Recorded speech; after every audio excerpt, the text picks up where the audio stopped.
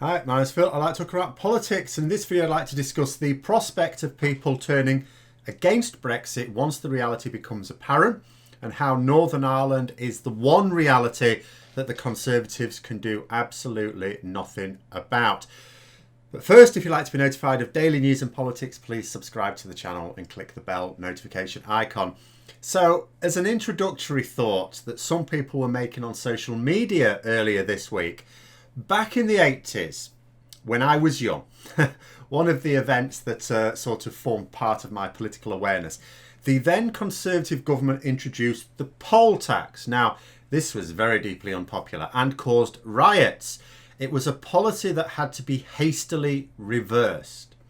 Now, I was very young at the time, as I say, and was still becoming politically aware and don't remember all of the details. I remember an awful lot of it. It was a major event. That being said, the furore surrounding the poll tax was absolutely one of the major milestones in my political journey. Some people who remember it more vividly than I do, because they were more deeply affected, recalled that the civil unrest began not while the policy was being debated and voted on in Parliament, not even when it came into force. It only kicked off when the bills started arriving through the letterboxes. In other words, people only sat up and took notice when it hit home, quite literally. It was noted that the government at the time, that was led by Margaret Thatcher, were told of the impact of this, what it would do to ordinary people, how they might react. The warning signs were all there, but they carried on anyway. Carried on regardless. Does this sound familiar? And Thatcher's government were a lot more capable than Boris Johnson's government, but it still sunk them. And this is what many, myself included, expect to some extent to be the case with Brexit. All of the warnings have been made. The evidence for those warnings has only grown over time. Many of the things dismissed as Project Fear a few years ago are now accepted as fact, even by those people who referred to Project Fear in 2016. People in other countries keep asking me, others, why are the British people standing for this? Why are they not rising up? Well, partly it's because it hasn't hit home yet. The bill has not landed on the doormat. Now, don't get me wrong. I'm not saying this will be 100% a poll tax moment for Boris Johnson's government, because there are two key differences that we need to bear in mind. One is that Brexit has become a hugely divisive issue in the truest sense, as in it actually divides the country in a way that the poll tax never was. The poll tax didn't become a cult-like cause for half the population to defend at all costs in the name of sovereignty or something. It was a government policy that backfired badly. The second thing is, Conservatives will have learned lessons. They do tend to learn lessons from past failures. It's something that explains partly the secret to their success. They will make entirely new mistakes, and it could be argued they're making a great many of them right now, but they do tend to try and avoid making the same ones. Now, they know that the trick is to stop people seeing the bill at all. Quietly remove the money from their accounts bit by bit without them even knowing. That's the better way to do it. Conditions in the UK are worse for most of the population in the UK right now compared with when the Conservatives came to power in 2010. Things have gotten worse, not better. But the decline happened bit by bit. The privatisation of the NHS was accelerated slowly at first. The changes to the way government figures were produced happened slowly. The cuts to the police, the armed forces, the courts, social care, all happened slowly. Closure of libraries happened slowly. Cutting back on education happened slowly. So that only a few people at a time were hit by these things. Most people were oblivious. They slowly normalised our attitudes to scandals. Now government ministers can do and say things that would have them instantly fired. A few years ago, it would be on the front pages of all the papers. Now some of these things are not even in the middle of the pages somewhere. They not only get to keep their jobs, they also get to carry on doing and saying the things that were completely unacceptable before. The Conservatives need to hide the impacts of Brexit. That's what they will have learnt from the poll tax. We still want to do this. We need to hide it. The first thing they can do to do this is to get a deal, even a bare bones deal. If they do that, it needs to be remembered that we will still see Brexit chaos in January. That is now certain. Nothing's going to stop that. Even a full free trade agreement, which sounds marvellous, it sounds like it's an all bells and whistles agreement. It's not a customs union. We still require customs arrangements at the border, and our borders have not been prepared to cope, much less the importers, exporters and hauliers who will have to carry out the admin.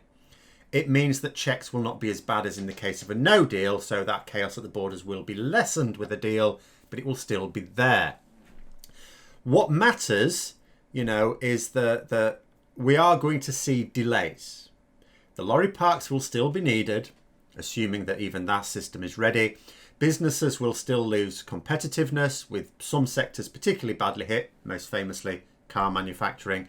But if the government arrange a free trade deal with the EU, they can claim that all of the things that people are seeing that don't seem to be working well, because those people won't have read or understood the deal, they'll be able to say it's just the EU being difficult. They're acting in bad faith. I mean, we've now got a deal with them and they're still being difficult. That's why you're seeing chaos at the borders there.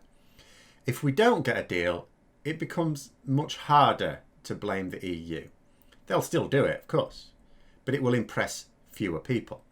Then when the bill lands on people's doormats in the form of restrictions on food and medicines, and when jobs are lost due to businesses closing down because they can't trade, we may get that poll tax moment, if it happens quickly. Because, like I said before, the government can get away with ruining our lives as long as they only ruin a few lives at a time. If it all happens at once, with the government's fingerprints all over the murder weapon, then people will demand action as they did over 30 years ago. But the government can stagger the damage, and they can hide big chunks of it behind COVID and blaming the EU. And also we have a situation where so many people in the country that ordinarily would rise up against something like this, they have been forced over the last few years to publicly back Brexit, to the point now where their egos cannot take going, actually, this is a disaster. So in that case, the government may well get away with some of it. But it's worth pointing this out. Even if they get a deal, even if they can hide much of the damage behind COVID and the EU bad faith, there are some things they cannot hide, no matter what happens, no matter what he agrees or doesn't agree. Ireland. The hard border in the Irish Sea. This is something they cannot solve and cannot hide. Boris Johnson is trying to give the impression that he will break international law and not apply checks at the border between Britain and Northern Ireland. He cannot do this. And when I say he cannot do this, I don't mean he may not do this because it's against the law. He has no respect for the law. He cannot do it because it will completely scupper the US trade deal that he has already started legislating our rights away for. And if Biden wins the presidency in a couple of weeks now, not only will we not get that deal, but the US will be very forcefully saying why this is. Now, if Trump wins the presidency, or steals it, whatever you want to call it, then we still won't get the US trade deal under these circumstances, but they may be less vocal in the reasons why. But Boris Johnson cannot maintain frictionless trade between Britain and Northern Ireland. It's not that it's unlikely, it's impossible. The only way to physically achieve it is with a customs union, but his party will never accept that. It is the single issue that sunk Theresa May's premiership. There is zero way of us arranging a customs union with the EU anytime soon. So that border will have to be there. As we said from the start, quite apart from anything else, Northern Ireland will sink Brexit. Even if, they hide everything else to do with Brexit, and that remains to be seen. But even if they do, Northern Ireland will shine a spotlight on all the lies. There will be friction. Okay, quite a lot of people in Brexit Britain might not care, but there will be friction. Northern Ireland will therefore have to, as a matter of simple survival, naturally align itself even more strongly with the rest of the island of Ireland, and crucially, away from Britain. This will, of course, hasten reunification. It will therefore hasten the breakup of the union of our own island as well, because it won't just be a natural over time, people in Northern Ireland deciding actually we'd rather be reunited with the rest of Ireland. There'll be a reason that people can point to. This is because Westminster let them down. Badly. Very badly. They could have done something. They could have arranged a customs union. They could have actually listened to the people of Northern Ireland who didn't want Brexit in the first place. And then a certain other nation within the UK will say, well, we didn't want Brexit either. And we're also not impressed with the behaviour of Westminster. And it is the Brexit conundrum that has no solution at all within the sphere of Brexit. If you were to produce a Venn diagram, Brexit and Northern Ireland don't even touch edges, let alone overlap. And that's all there is to it. But anyway, those are my thoughts. Let me know yours in the comments below. Hope you found the video interesting. If you did, don't forget to click the like button. And if you'd like to support the channel further, please also click the Patreon link for details. And until next time, I'll see you later.